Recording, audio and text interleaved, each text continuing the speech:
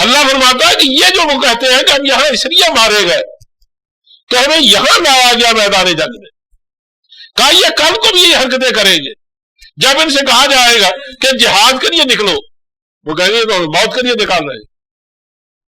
کہا اگر جنگ میں موت آنی ہے تو وہی آنی ہے، اور اگر ہم امر میں آنی ہے تو امر میں آنی ہے.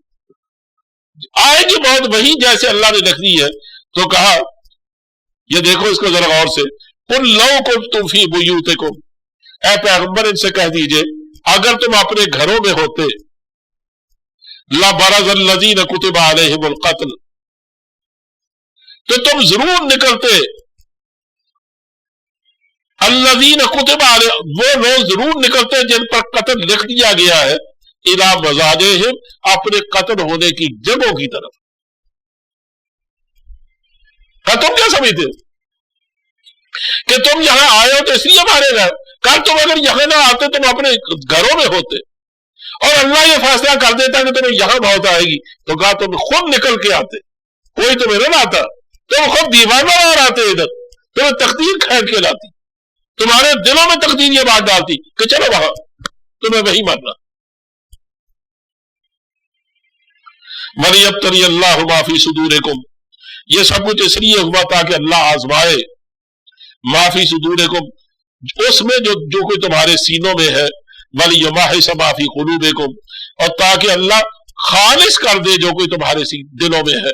کہ یہ ساری صورتیں اس لیے ہے کہ جو کوئی یہ تمہارے سینوں میں خیالات آتے جاتے رہے ہیں ان کی اصلاح کے لیے اللہ نے تمہیں خاص طرح کے حالات سے گزارا ہے. اب اگر تم نے واقعی اس میں سے کچھ سیکھ دیا جو پروردگار چاہتے ہیں تو آئندہ تمہیں دوبارہ یہ تکلیف پیش نہیں آئے گی. واللہ علیم بذات الصدور، اللہ جاننے والا ہے جو کچھ سینوں میں چھپا ہے، سینوں کی باتوں کو اللہ جانتا ہے.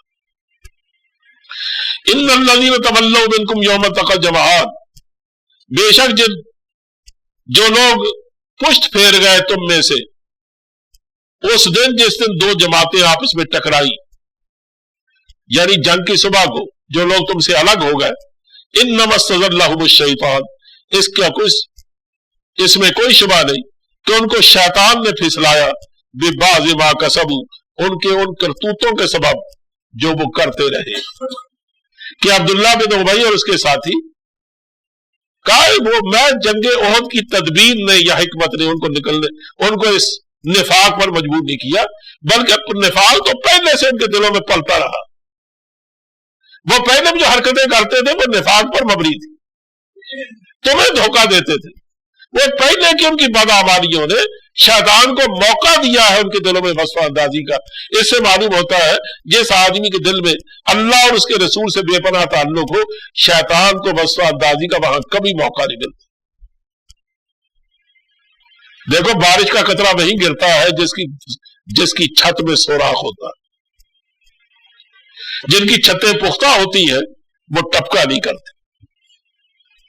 یہ جس طرح بارش کے قطرے ٹپکتے ہیں نا چھتوں سے، بالکل اس طرح دل میں وسوسے اترتے ہیں. تو جس نے اپنے ایمان کو سلامت رکھا ہے اس کی چھت کبھی نہیں ٹپکتی، اور جس نے غالب کی طرح ہمیشہ چھتوں ہی کو پامال کیا ہے اس کی سارا سال ٹپکتی. اس نے کہا تھا نا کہ بس کہ دن رات میری آنکھوں سے آنسو بہا کیے، برسات اب کے شہر میں سارے برس رہی. تجھے سارے برس کا بیمار ہے، ظاہر ہے اس کو تو سارے برس اندازی ہے. تو اس لیے جب بھی ہم یہ دیکھتے ہیں کہ شیطان نے ہم سے یہ کام کروایا تو یہ ایک بہت بڑی حکمت کی بات ہے. تلاش کرو کہ اس سے پہلے ہم کیا گناہ کر چکے. گناہ اس کو موقع دیتا ہے گھر کے اندر آنے کا. اگر آپ اپنے گھر میں جاتے ہوئے یقین جانیے وہ چند اوراد پڑھ لیتے ہیں جو حضرت صلی اللہ علیہ وسلم نے سکھائے ہیں تو شیطان تو اندر داخل ہی نہیں ہو سکتے. رات بھر تو کم از کم نہیں ہو سکتے. صبح کو گھر سے نکلتے ہوئے پھر آپ پھونک کے جائیے گھر کو اور آپ کو پڑھیے وہ چیزیں جو حضور نے سکھائی ہے تو دن بھر آپ کے گھر میں شیطان داخل نہیں ہو سکتے. شیطان کے داخلے کے لیے ہم جب اپنے دروازوں کے پٹ کھلے چھوڑ جائیں گے وہ تو آئے گا، جب آتے ہوئے کھلے چھوڑیں گے تب بھی آئے گا. اس لیے ہمارے اپنے دلوں کے دروازے ہیں. جب ہم گناہ کرتے ہیں، جھوٹ بولتے ہیں، ہوا کرتے رہتے ہیں، اللہ سے ڈرتے نہیں ہیں، شور زیادہ مچاتے ہیں، तो और हमारे यहाँ खाने पीने की चीजें खालिस नहीं होती, उन लोगों के हाथों का पका हुआ खाना खाते जो खुद बेनमाज होते हैं, ज़कातें नहीं देते हैं, हमारी अपनी आमदनी खालिस नहीं होती। ये वो चीजें हैं जो हमारे घरों के दरवाजों को बिल्कुल खोलती है हमारे पटों को, यानी हमारे दिलों के दरवाजों। फिर शैतान को मौका मिलता है सावधानी का। वलक़द अफ़ल्लाहु अन्हुम, अल्लाह ने दरगुजर किए इनसे। ये जुमला ऐसा है कि इस पर सहाबा जितना भी फख्र करे थोड़ा, कि इनमें से किसी से कोई थोड़ी गलती हुई, किसी से बड़ी गलती हुई, लेकिन जो भी गलती हुई अल्लाह ने इनसे दरगुजर किया, माफ फरमाया। इन्नल्लाह गफूरुन हलीम, बेशक अल्लाह ताला बख्शने वाला है, बुर्दबार। वो इनको समझाना चाहता है इसी तकलीफों से गुजार, इनको ये नहीं चाहता कि ये महरूम कर दिया जाए। यही तो असासा है, इस जमीन का नमक तो यही है। इससे इनसे ताल्लुक टूटा नहीं इनका अपने अल्लाह से, ना अल्लाह के ताल्लुक इनसे टूटा। इसी अल्लाह ने इनसे जो गलतियां हुई उनकी इस्लाह का जरिया बनाया, उनको माफ कर दिया। एक दो हदीस में आता है कि अब्दुर्रहमान इब्न औफ और हज़रत उस्मान गनी आपस में कहीं कोई तलखी हो गई, तो उनकी तलखी भी होती तभी वो नेकी की बातें करते थे। तो हज़रत अब्दुर्रहमान इब्न औफ ने कहा कि उस्मान, तुम मुझसे इस तरह पेश आ रहे हो, हालांकि तुम्हें मालूम है कि मैं जंगे बदर के शुराका में से हूं, जबकि तुम जंगे बदर में शरीक नहीं हुए। लड़ाई देखो कि तुम मेरे साथ इस तरह पेश आ रहे हो, हालांकि तुम जानते हो मैं जंगे बदर में शरीक हुआ था और तुम शरीक नहीं हुए। तो फरमाने लगे कि मेरे भाई अब्दुर्रहमान, तुम मुझे इस बात का ताना नहीं दे सकते, ऐसे कि तुम जानते हो कि मेरी अहलिया जो हज़रत सल्लल्लाहु अलैहि वसल्लम की लख्ते जिगर थी, आपकी बेटी उम्मे कुलसूम, वो शदीद बीमार थी। तो मुझे हुजूर ने हुक्म दिया था कि उस्मान, तुम नहीं जाओगे जंग में, तुम अपनी बीवी की मिजाज पुरसी करो।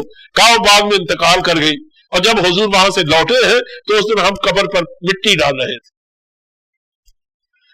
तो कहा हुजूर ने इसके बदले में मुझे माले गनीमत में से हिस्सा भी दिया था और फरमाया कि तुम दिल में अला न करना, तुम यूं समझो कि तुम जंगे बदर में शरीक हो, तो मेरी बेटी की खिदमत करो, मतलब अपनी बीवी की। तो कहा जब हुजूर ने मुझे शरीक करार दिया तो अब्दुर्रहमान तुम मुझे क्या कह रहे हैं? कहने लगे हाँ बात तो ठीक है। कहने लगे अच्छा, मैं बैत रिजवान में शरीक था, तुम बैत रिजवान में शरीक नहीं था।